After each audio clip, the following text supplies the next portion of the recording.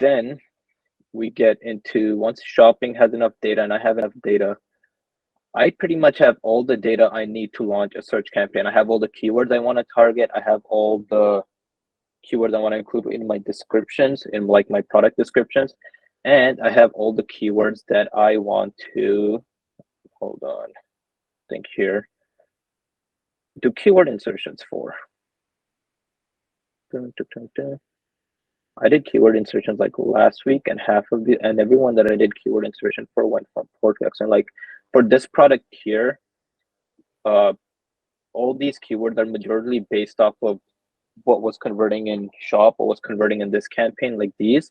And then we have keyword insertions for basically terminologies that was consistent, like fat burners for, I don't know, women, fat burners for men, fat burners for weight loss. Was like, it was popping up a lot. Or weight loss was just more like weight loss was a consistent term across the board that was coming up a lot in converting paths, converting search terms. So I added that, right? And then these, well, I rewrote all these as well to account for that. I just haven't gotten it approved yet.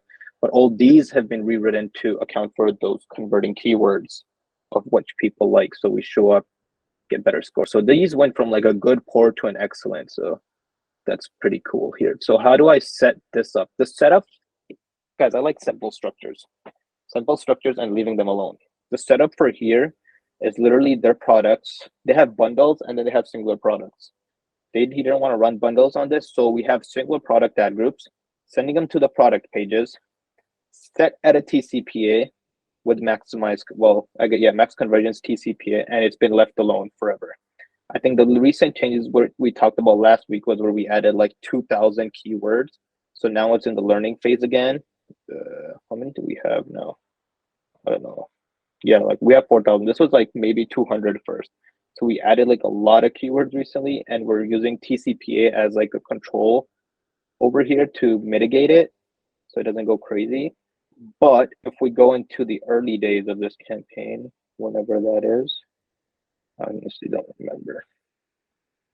Then you can see that it gets better. It's always going to hit a wall. You guys got to remember, it's always going to hit a wall. But if you look at it here,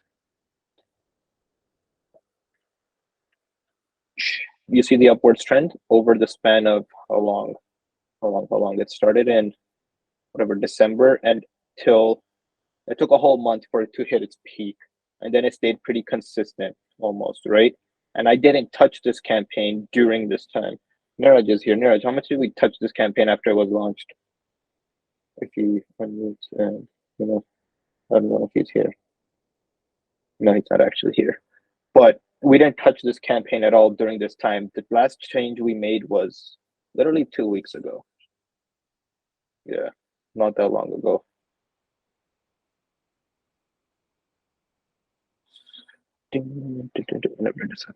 Just 7th, 5th, basically the last week of May and first week of June when we were making all these changes. So I've left that alone completely and untouched on a TCPA that I see deemed worthy of it. But that's that. Any questions on this? You even don't change TCPA goals? No, nothing. Everyone left over complicate things.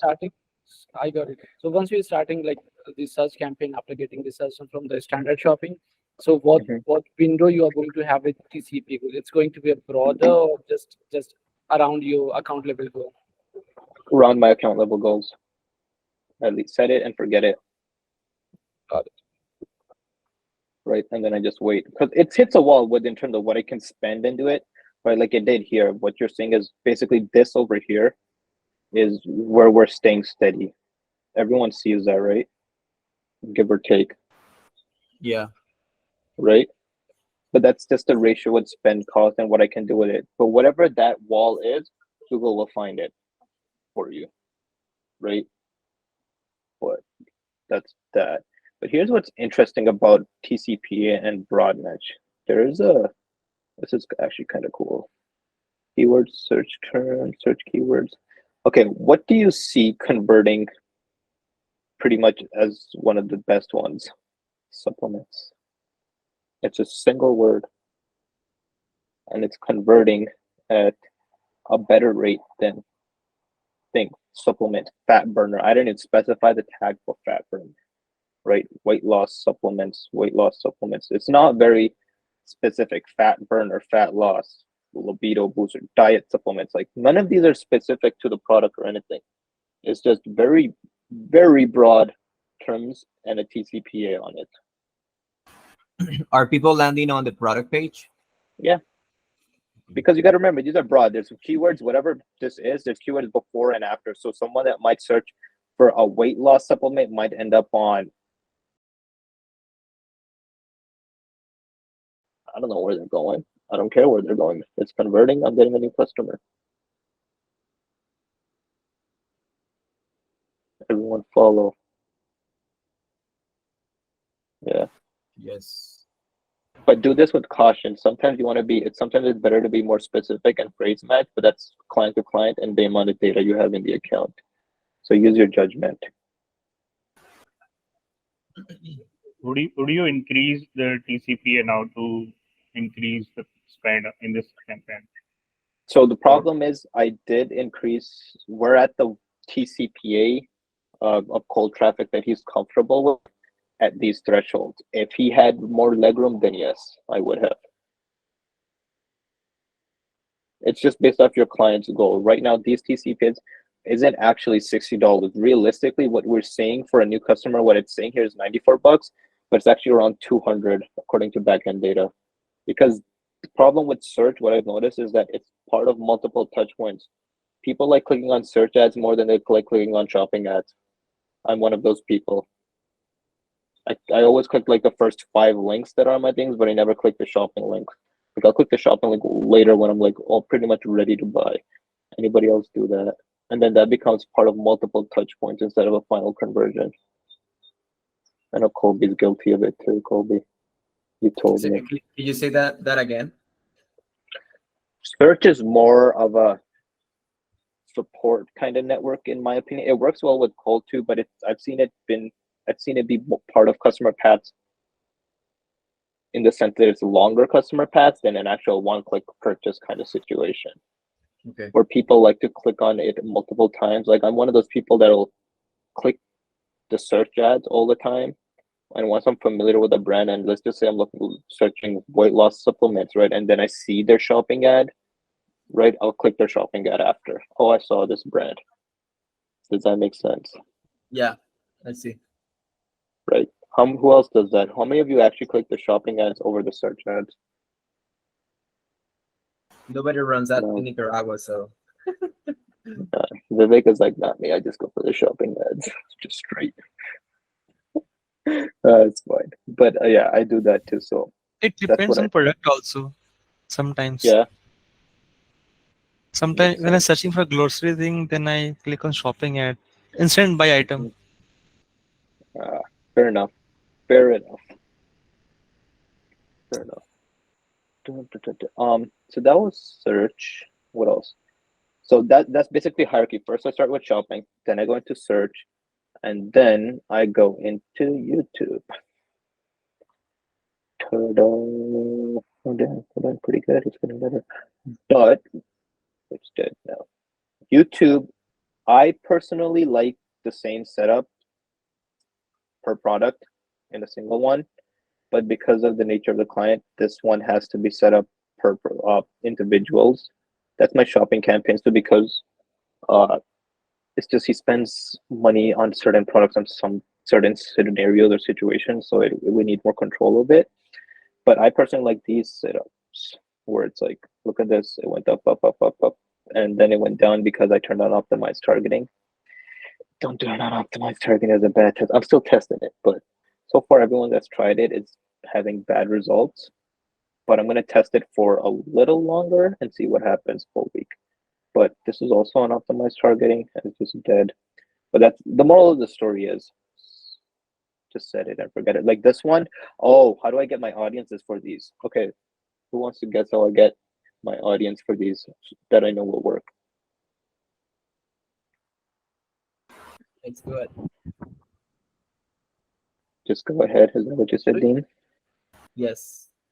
It's a lot easier. So remember how it's like hierarchy? We started shopping to get us keyword data, right? Search Using terms, that keyword data, we created search campaigns, so we know what campaigns work. It's the same thought process. Use data that we know works. So we had shopping campaigns that also had a brand campaign, correct? Right? Right. So those brand, would it be believable if I said those brand, the people buying those brand are my customer base? There would be in specific audiences in terms of consistency. And here's where I get my audiences for my audiences that I want to target. Go to the brand, go to the insights, go to the audiences. I don't even have to think, go hunting for audiences. I know exactly which audiences to target. There's no thought process involved. Do you think it makes sense to add all audiences as observations on your search campaigns to see which ones You don't need to. So that was before Google started giving us these insights. Like if I go into search now, like for cold, let's just see. It should give me audiences here too. Yeah, there we go. All my audiences are right here. The ones that work, Nice. right? You don't need to think about it. Just go for the ones that work. And I don't know if it goes that specific. Yeah, it doesn't go that specific, but it still gives you a general vicinity of what the audience for your product is. Don't overthink it, right? So so now we have a keyword audience because we know what keywords work for what product, right? And now we have audience, well, in market and affiliate audience that we know work for their business. You have two ad groups that you know are going to work right there, given you have good creatives. Does that make sense? That makes sense. And Right. if we want to target similar businesses, we can have the URLs from the option insights as well. I mean, I don't like doing that. I just feel like these audiences are big enough. Like, I don't know why people do that, honestly, because these audiences are how big? Affinity, 6. I don't know. Very big. They're like billions, millions of people. You're not going to run out of people to target there. YouTube works well with larger audiences as well. Just Google in general, if you tie it up into like just focus on these, it's kind of struggles more. But that's my short summary of how I transition from the start phase to scale to different campaigns in larger accounts. Questions, concerns, comments? Anybody actually like that? Was that useful? Yes, thank you for I sharing. liked it, and it was useful. Thanks, Colby. See, Glenn, that's how you hype people up. You're amazing. You're one of the greatest teachers I've ever had the experience to listen to someone. That's why I love Thanks, God. university. We're very Thanks, privileged. Yes. Each day I thank God. And Thanks, man. I try. Did I miss anything, Glenn? you're asking me? Yeah.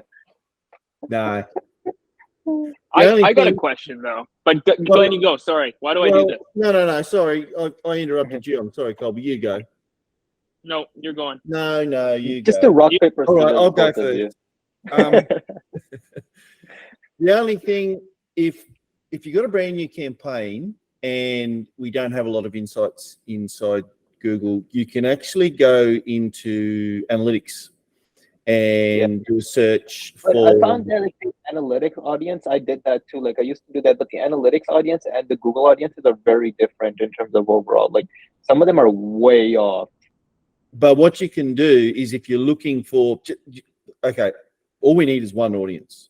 So if you went into analytics, looked at audiences and sort by 12 months and look for audiences that have high conversion rates, like 2%, 3% conversion rate, Yeah. minimum 1,000 impressions. And you really, if you don't have any data, you can find something in analytics. You'll find a high converting in-market audience. So in-market audiences are probably the best intent type audiences other than keyword custom intent audiences. But yeah, that most of the stuff the signals we'll see inside Google AdWords anyway. Guys, the signals, you got to think of it this way. There's millions and billions of people in each of these audiences, each of these keyword signals everywhere, right? It's just a matter of giving Google a starting direction, like start here. It's not going to stay there. Obviously, it's always going to explore more, but it's like start here kind of situation. Does that make sense? Like, who else has questions? Everyone's just a genius. I had one. What's up, Colby? Your Honor. Okay, so I've always been under the, like, I am a liker of grouping things together. And so when I've had standard shopping campaigns like not work, I haven't run them individual. Like, I like the idea of putting them individual because then you can like turn the dials and things are going well. But I've also liked grouping them together. But is it best, say if we're doing your method here, like at all costs, we want to basically not group them together if we don't have to? Like, don't mix like top 20% versus like worst 80% or something into the strategy? Is that like, should that just be a separate strategy altogether? That's like a completely different strategy. I just like keeping them all together.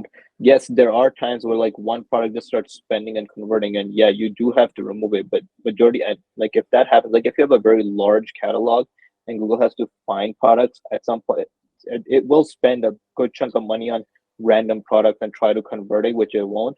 During those times, you do have to remove those products, like remove them completely. You don't want to just keep letting that, oh, so much that it's going to work.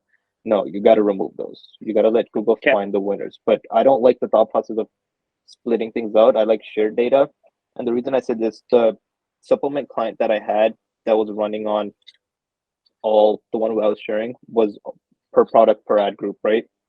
What was interesting is we scaled that client from literally, what was it, like $2,000 a day to maybe $25,000 a day in ad spend purely using that structure. What now? Here's what I said. I keep saying what was interesting, but what basically was interesting was if one ad group was down 1 week, the other would cover for it in overall spend, overall conversions, and everything, right? And it would give it a consistent scale across the board to the point where it was still scaling at $25,000 a day, but we just decided to go to PMax and try that again. But now we're split out. But you get my point. Yeah, I catch you. So it just means I have to open my arms a little bit more. But that's okay. Like embracing hug. Yeah. No, I like that. You're making me learn things. Yeah, Kobe. And it turns out I'm not always right, as Glenn has learned and Abhishek gets to see. I'm not always right, like a lot of the time.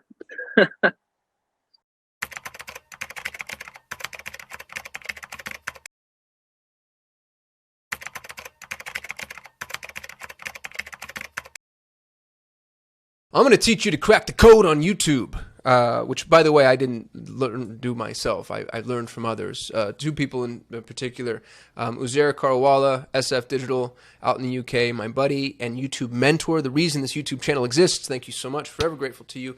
And Evan Carmichael. And I've got a funny story about Evan.